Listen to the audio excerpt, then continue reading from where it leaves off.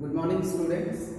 Today we will talk about temperature. As in our previous class, you have studied about heat, its effects, and about expansion. And some examples of expansion you have seen, understood. यानी आप लोगों ने last classes में heat के बारे में पढ़ा, clear, expansion के बारे में पढ़ा और फिर कुछ एक्सपेंशन के एग्जांपल्स भी आप लोगों ने देखा होगा, समझा होगा, understood. So today we will talk about temperature. Temperature क्या होता है? सो सपोज वाटर होता है हमारे पास, पानी अगर हमारे पास पड़ा हुआ है, हम उसको नॉर्मली टच कर सकते हैं, देखते हैं, ठीक है. उसको हम टच करेंगे तो हमें कुछ भी फील नहीं होता है, हल्का सा एक नॉर्मल सी फीलिंग आती है कि वाटर हमारा जो है वो नॉर्मल है. बट अगर उसी वाटर को थोड़ा सा बॉयल कर दिया जाता है, हीट प्रोवाइड कर दी जाती है, तो वो क्या होता है, गर्म हो जाता है. और फिर जब हम उसे टच करते हैं तो होता है कि ये गर्म हो गया, हॉट हो गया, हीट हो गया, clear. And similarly ice cube की बात करें, अगर हमें आइस कोई हमारे हाथ में रख देता है, तो आइस अगर हाथ में रख देता है तो हमें ऐसा फील होता है जैसे ठंड, कोल्ड फील होता है, understood. So temperature means measure of hotness और कोल्डनेस ऑफ अ बॉडी. किसी भी बॉडी की हॉटनेस या कोल्डनेस को मेजर करना ही टेम्परेचर कहलाता है, अंडरस्टैंड. और जिस बॉडी का टेम्परेचर जितना ज़्यादा रहेगा वो बॉडी उतनी ही ज़्यादा हॉट होगी, अंडरस्टैंड. जितनी ज़्यादा बॉडी हॉट होगी उसका टेम्परेचर उतना ही ज़्यादा होगा, clear. Now mainly two scales we use for measuring temperature. Temperature को मेजर करने के लिए हम लोग मेनली दो स्केल का यूज करते हैं. First one is Celsius and second one is Fahrenheit, clear. Celsius को हम लोग क्या लिखते हैं, डिग्री सेल्सियस, इस तरह से हम लोग शॉर्ट नोटेशन में लिखते हैं. एंड फ़ारेनहाइट को डिग्री फ़ारेनहाइट, शॉर्ट नोटेशन में. Got it. अब हम बात करें तो जो डिग्री सेल्सियस होता है, डिग्री सेल्सियस में या सेल्सियस स्केल में 0 degree Celsius to 100 degree Celsius होता है. 0 to 100, got it.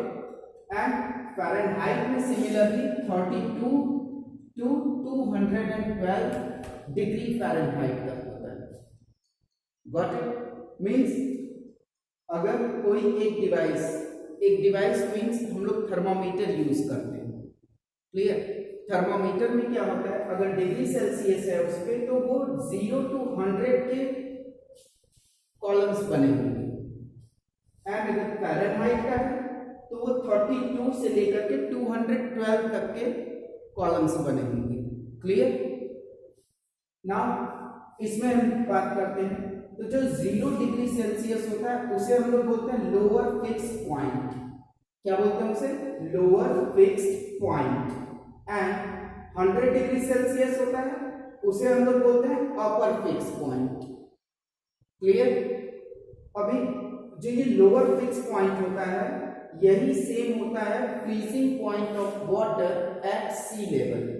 C level पे वाटर 0 डिग्री सेल्सियस पे फ्रीज कर जाता है, आइस में चेंज हो जाता है, इसीलिए हम लोग 0 डिग्री सेल्सियस को फ्रीजिंग पॉइंट ऑफ वाटर भी बोलते हैं. And at 100 degree Celsius water starts boiling, water boil करने लगता है. That's why we call 100 degree Celsius as boiling point of water also, clear. Next thing is ratio of degree Celsius to degree Fahrenheit. अब आप सोचेंगे इसका use क्यों होगा भाई, रेशियो क्यों निकालने लगे साइंस के सब्जेक्ट में. सो साइंस में रेशियो का ये इंपॉर्टेंस होगा कि जब हम इसका रेशियो डिग्री सेल्सियस और फ़ारेनहाइट दोनों स्केल का जब रेशियो निकाल लेंगे तो it is much easy and convenient for us to convert degree Celsius to Fahrenheit, degree Celsius से डिग्री फ़ारेनहाइट में कन्वर्ट करने के लिए, कन्वर्जन के लिए ये रेशियो निकालना हमारा जरूरी है, इंपॉर्टेंट है। Clear? So you can see ratio of degree Celsius two degree Fahrenheit means 100:180, 100 ratio 180। अब ये 100 कहाँ से आया और ये 180 कहाँ से आया? सो यहाँ पे हम आ जाते हैं, ये हमारा लोअर फिक्स पॉइंट है एंड अपर फिक्स पॉइंट है। सिमिलरली ये लोअर फिक्स पॉइंट है फ़ारेनहाइट के लिए एंड अपर फिक्स पॉइंट है फ़ारेनहाइट के लिए। हम क्या करते हैं, सेल्सियस स्केल का अपर में से लोअर माइनस कर देते हैं तो हमें 100 मिल जाता है। फ़ारेनहाइट में से भी अपर में से लोअर माइनस करते हैं तो हमें 180 मिल जाता है। इसका हम रेशियो निकालते हैं, 100:180 को हम 100/180 लिख सकते हैं एंड 20 से हम दोनों को डिवाइड कर देते हैं, न्यूमरेटर एंड डिनोमिनेटर दोनों को। 25 is 100 and 29 is 180.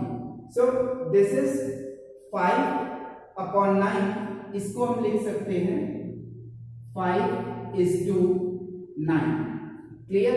तो ये हो जाएगा हमारा ratio of degree Celsius two degree Fahrenheit is equal to 5:9.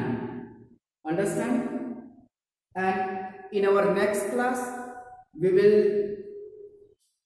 discuss about conversion of degree Celsius to degree Fahrenheit and degree Fahrenheit to degree Celsius. Understood? Thank you.